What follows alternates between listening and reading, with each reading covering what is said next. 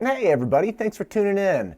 So today we are actually diving into the Peterson saga that seems to really be gripping the San Ramon Valley Unified School District.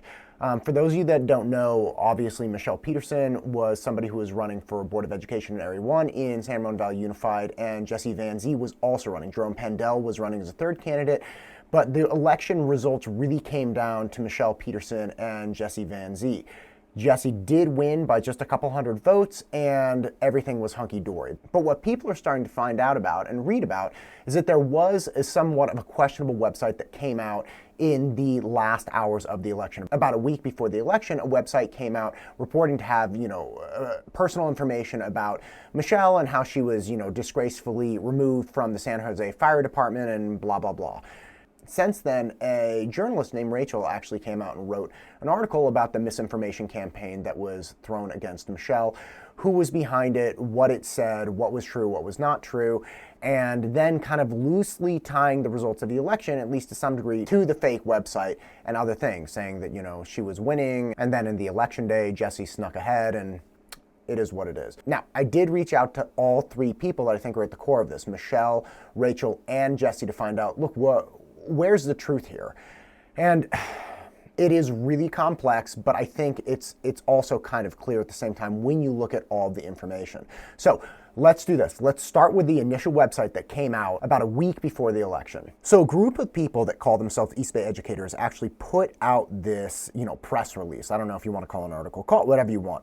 But it is saying that Michelle was a firefighter in San Jose and that she put on her ballot that she was a retired firefighter. This actually appears to be a problem for these people because they say, okay, she's not a retired firefighter, she's a former firefighter. And that apparently is a large distinction, at least for the East Bay educators. And they said that she left the fire department because she was under investigation for filing disability and then getting caught doing like mountain bike races and endurance races and things of that nature. And according to public records, and again, this is what the East Bay, website was saying, East Bay Educators website was saying. According to public records, she was placed on disability in 2012, and that in 2013, while she was theoretically on full paid medical leave, she was participating in cycling and endurance events, and that was a violation of her disability, and then she was, essentially forced to leave the department. It doesn't say she was fired, but mutually agreed upon for her leaving the department. Again, it gets very, very specific about what retirement means, and Michelle did indicate on her election ballot that she was retired. Now, here's the thing. When this came out a week before the election, no one knew what was true, right? These people came out and said, hey, you've indicated retired on your ballot and on your website. Michelle didn't come out and say what was true or not. She didn't come out and say, okay, I am actually retired, like here's my pay stub with all the pertinent information blacked out or anything like that. In fact, she said nothing. But what she did do is she changed her website from retired to former firefighter. So in the days leading up to the election, these allegations come out from this questionable news source. And let me be really clear. A lot of people sent me this website saying like, oh my gosh, look at what, Michelle has done. I'm like, who are these people? I don't know East Bay educators. Like, I don't know how credible this stuff is. And furthermore, I don't have the time to go find out like what the public records show. Like, I don't even know where to start with this. So I just kind of blew it off. Like, I didn't even really care about it. But what was really interesting is that Michelle didn't expressly come out on Instagram or anywhere else and say, I am actually retired. I'm a retired firefighter. Like, I don't know what you want me to say. Look, here it is. She changed her website. So anybody following this and worried about it and like, oh my gosh, is this stuff true? All of a sudden her website goes from retired firefighter to former firefighter, which indicates at the very least that perhaps part of this story was true. So that's pretty weird for people to all of a sudden say that this news source was, or website, whatever you want to call it, was 100% false. Now, after the election, Michelle did provide some information, some documents showing that she left the department. She wasn't fired. She voluntarily left.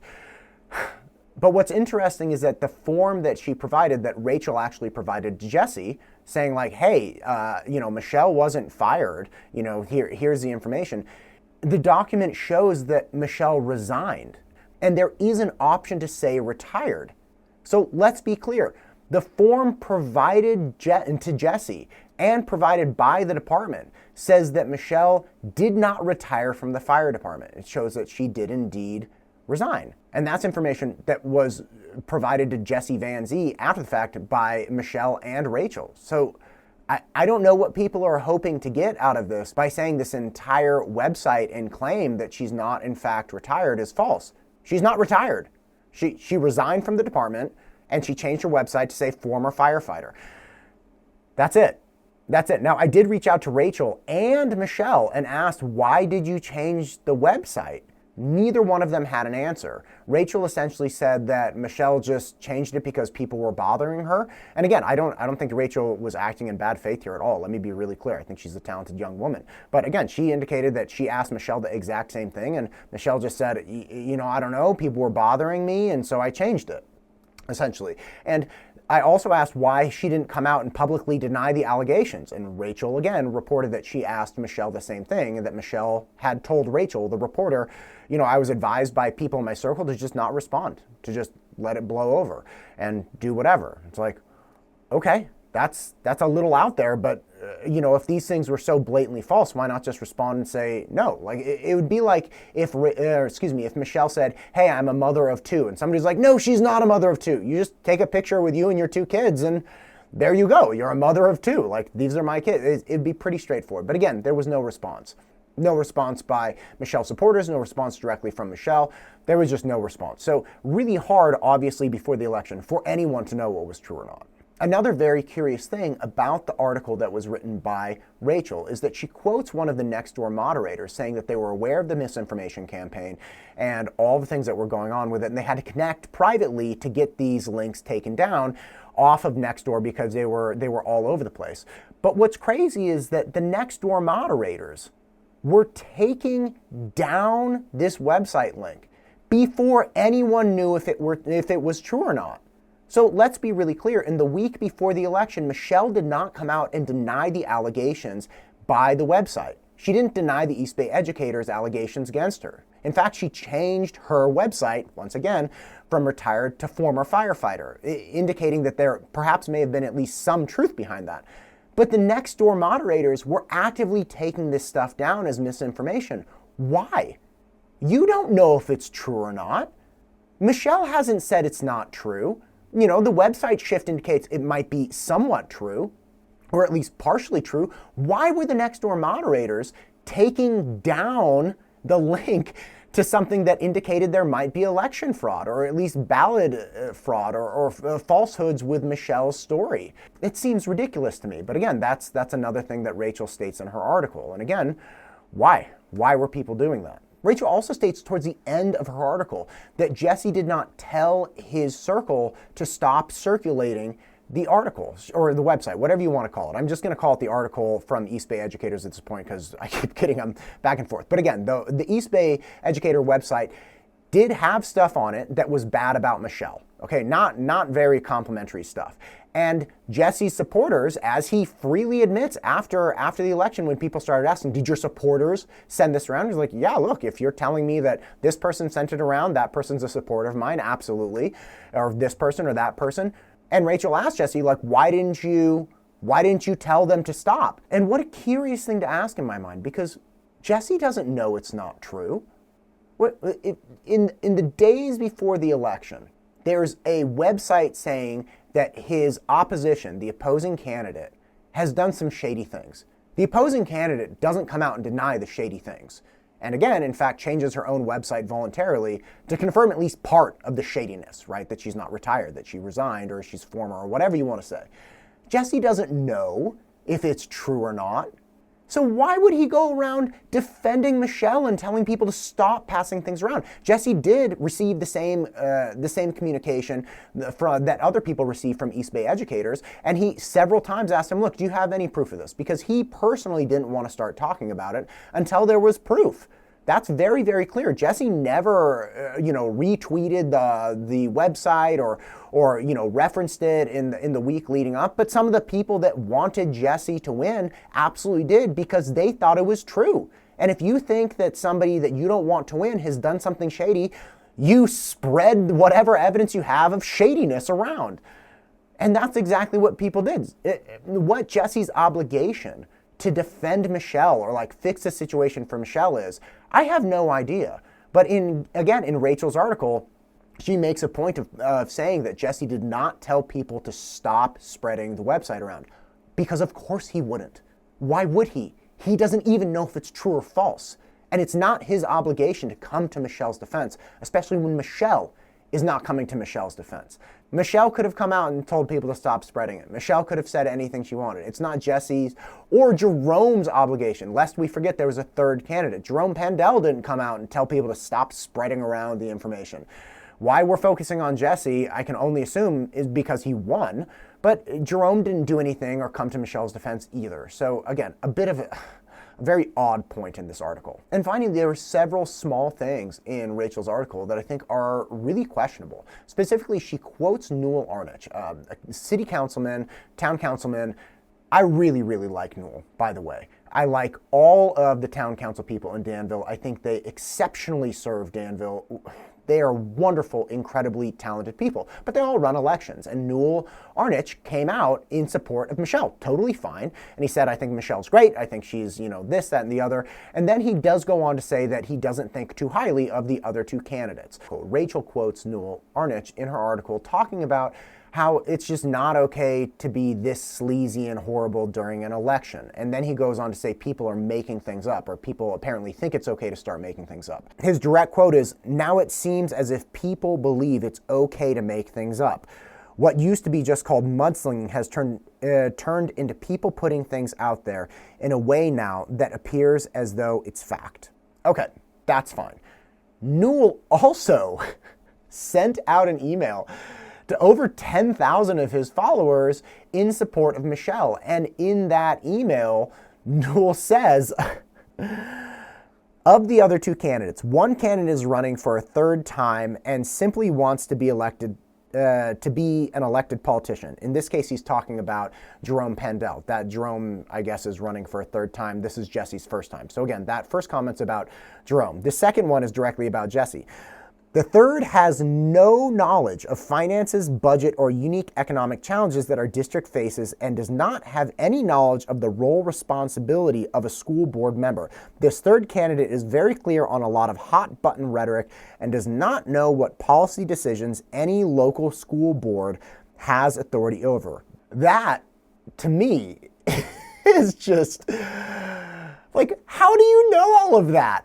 How do you know what Jesse knows or doesn't know? Why would you ever say he has no idea what the rule of the school board is? Like, that's an absurd thing. It makes it out to seem like Jesse just wandered into town, found out there was a school board, and is running for a school board position. Like, it's an absurd thing. So I found it interesting that Rachel quotes Newell as essentially saying, like, look, we need to stop personal attacks. This stuff isn't right.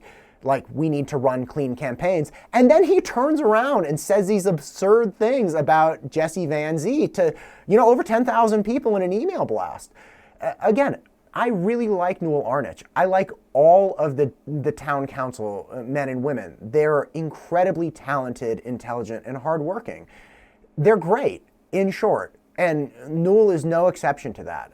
No disrespect to him at all, but I do think that you need to take his comment with a grain of salt, considering he's blasting Jesse in an exceptionally personal and not true way to a ton of people, and then turns around and gets mad when there's a website saying like, hey, this woman is not actually retired. She resigned or whatever. She lied when she said she was retired, which obviously at this point seems at least in part true. So there's that. I asked Michelle directly if she competed when she started going on disability versus when she left the fire department, if she competed in any races.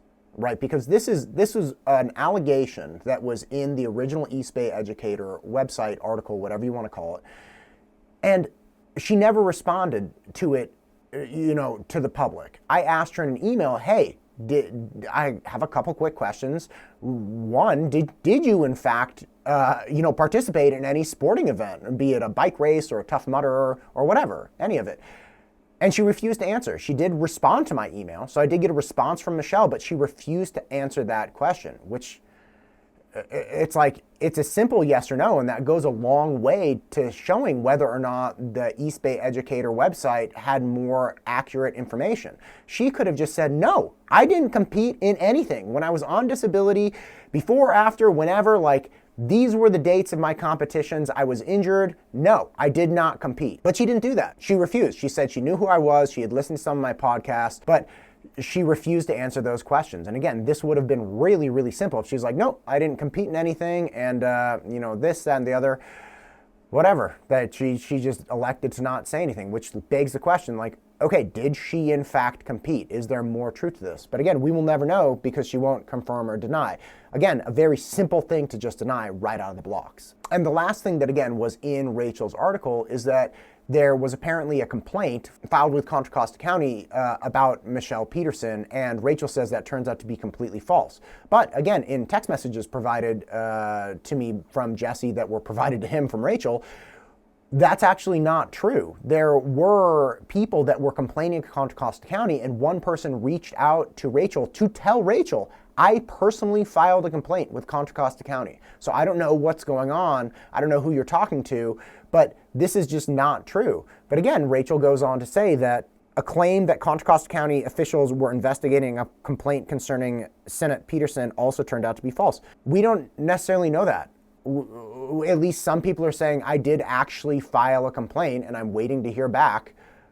But like, why you're saying they're not investigating it or that no complaint has been filed, as was something that Rachel said on Nextdoor, who knows? Who knows? But again, these are problems. The biggest problem, though, out of this entire thing is that there's this idea that if you didn't get Michelle, you got like the devil. And if you had gotten Michelle instead of Jesse, it would have been great or horrible or whatever. Both Michelle and Jesse are great options.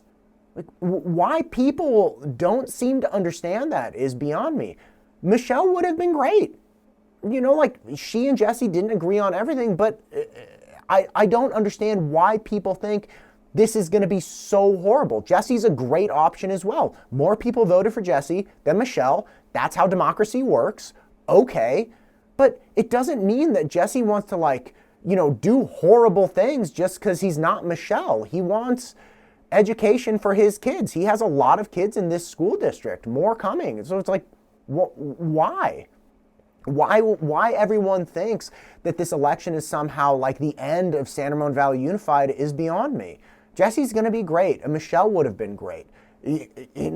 Just because you supported Michelle doesn't mean you can't now support Jesse. These are two very caring, intelligent, capable people. And the idea that Jesse was somehow involved in this crazy misinformation campaign, which doesn't even seem to be entirely misinformation, it just hurts the community. I mean, I don't know all the answers to these questions. I don't know if Michelle actually did engage in sporting events. I do know that, at least in official paperwork, she's not a retired firefighter.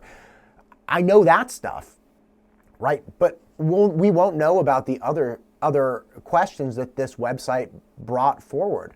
But it's not going to do us any good to just go at each other's throat and freak out at who is actually the board member. These are both good people, and they need to be treated as such. I hope people can find peace with this. I'm Matt Todd, and this is the engine that drives me. Go out and crush it.